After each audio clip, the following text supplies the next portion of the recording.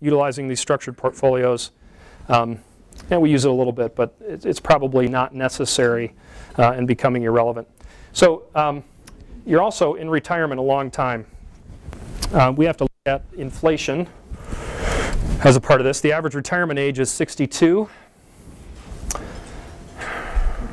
That one. You can figure out which one you are. Men will live to be 76 on average. Women will live to be 81. If you reach retirement age, men will live to be on average 83. So men will pick up 7 years if you make it to age 62 on the average. Again, this is just planning. Nobody knows what will happen. And women will pick up 5 years if they make it to age 61. Men will then be in retirement an average of 20 years and women an average of 24 years. So we're planning for 25 to 30 years of retirement. At age 60, the chances of you turning 90 are getting greater and greater all the time, and inflation is real. So we'll put a few things out here that'll remind us. What do we pay for a gallon of milk, Jenny? What do we pay for a gallon of milk? $2.50? So that's about right. How many gallons of milk do we go through in a week? 5? 5. Okay. So that's hurting us. And the reality is we won't go through, Lord willing, 5 gallons of milk in a week when we're retired. If you just showed up here, we have 8 kids. Jenny is due with our 9th in May. And so we do burn through a lot of milk. The cereal production in our house would make Kellogg's proud. It's a lot of fun to watch them do that whole thing every morning. We get to watch from the living room. Bread, we could ask the same questions about bread. My mom used to go to a little place in Grand Rapids called the Bun Basket, and she would get the bread. I'm the youngest of 8, so she would get the bread that was on Friday that didn't make it, that wasn't going to make it the weekend, and she'd buy 20 loaves of that bread for I don't know how much, maybe 25 cents a loaf. And so you make it through how you have to, but on average, if you're out buying a loaf of bread, this is what you're going to pay. And people come to me all the time, and they've been retired 30 years. They retired in 1980. You know, they're in their 80s, and they've got this pension that at the time they probably felt was pretty great. And it was $950 a month, and in 1980 that was, wow, guaranteed for life? You're going to give me $950 a month for life? Really? I'll take it. Right? Well, that looks pretty good in 1980 when you can buy a loaf of bread for 50 cents, but when you're paying 3 times that, now granted you eat less, you do some things less, but everything gets more expensive and inflation is real. A few more of these we'll do quickly. I think we were saying today we bought gas at the corner of Okemos and Jolly for $3.30 today, something like that, so that's up even from 2010. I don't know which one you like better. I like that one. That's unpractical and probably wouldn't match these numbers, but the average car, 28, that's gone up considerably. Got the house, went down in the 40s, still went up from 20 to 2010. I still believe 2020 will be higher than the 2010 number. It might not be much higher, but I still think it will be. It's my guess. Don't buy a stock market fund based on my guesses, though. The only way to combat the long-term effects of inflation is an exposure to equities. With time, you can afford some risk.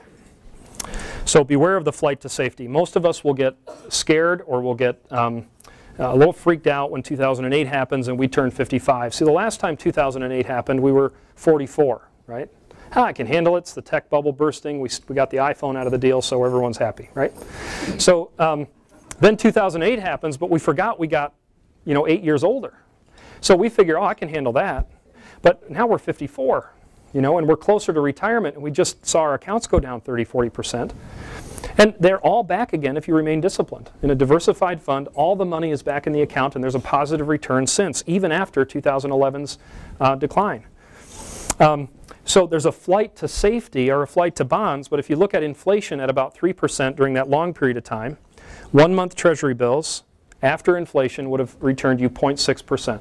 In other words, 1-month T-bills got 3.6% when long-term government bonds after inflation did 2.42, and the stock market did 6% over inflation.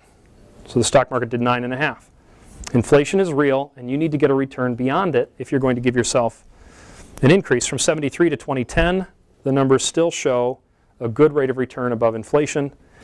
In a shorter 20-year period and then in a 10-year period as well, you get a return over inflation with equities, but you get it with nothing else. Equities is the only place you can put the money in the long term, and if diversified well, you don't have to put up with a high fluctuation of the market either. So you don't build wealth and create a secure retirement income stand by looking at cash or fixed income products the whole time. Now in your packet there's a model, and I'm going to get to that one here in a minute. This one's a little tough to read, but I'm going to explain it first, and then I'm going to go through the model. We do this for our clients who are getting closer to retirement to talk about exactly how much you can pull from your portfolio, and will the portfolio bust or will it boom if you do that, right? So this one shows the conservative model, and this one isn't in your packet, but the conservative model, the moderate, the growth, and the aggressive, and it shows the returns. And we generally always start with down years for these because we want to know that you'd be okay if your first 2 years of retirement were negative, right? So we choose 73, 74. They were as negative combined as 2008 and 7 were for you. So in the most aggressive fund, they went down 40-something% in those 2 years.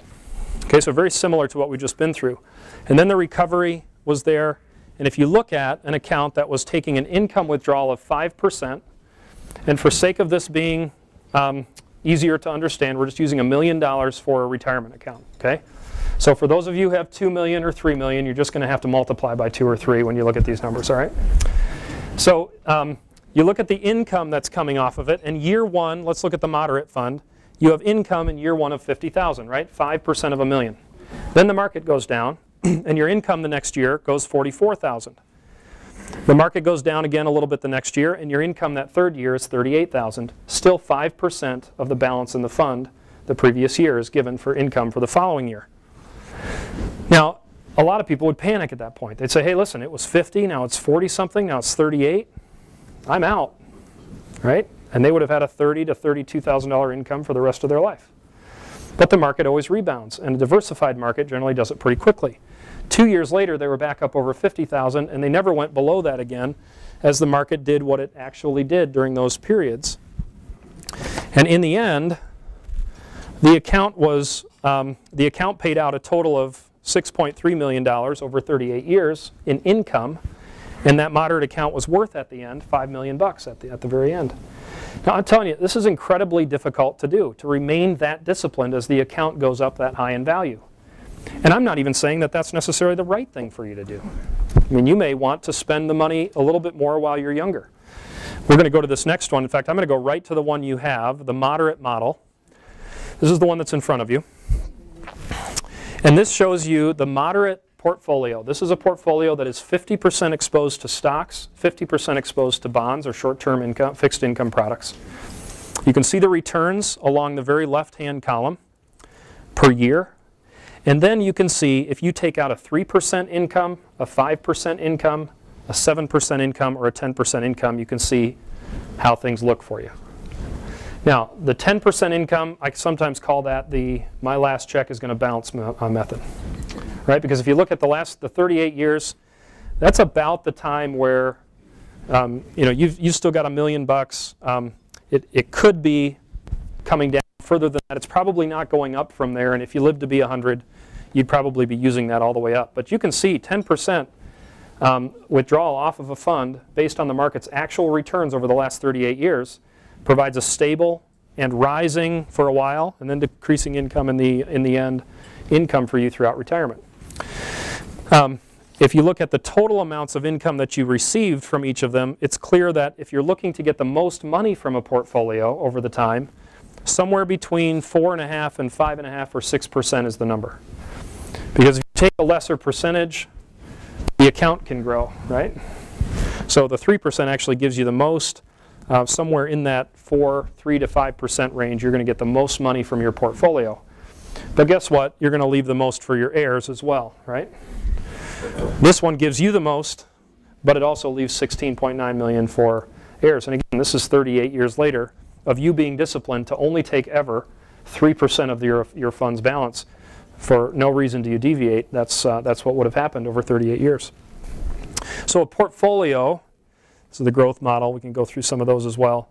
The aggressive one is kind of tough to live with if you're taking 10% out per year and the value of the account is going down 16% and then 23% in the first 2 years.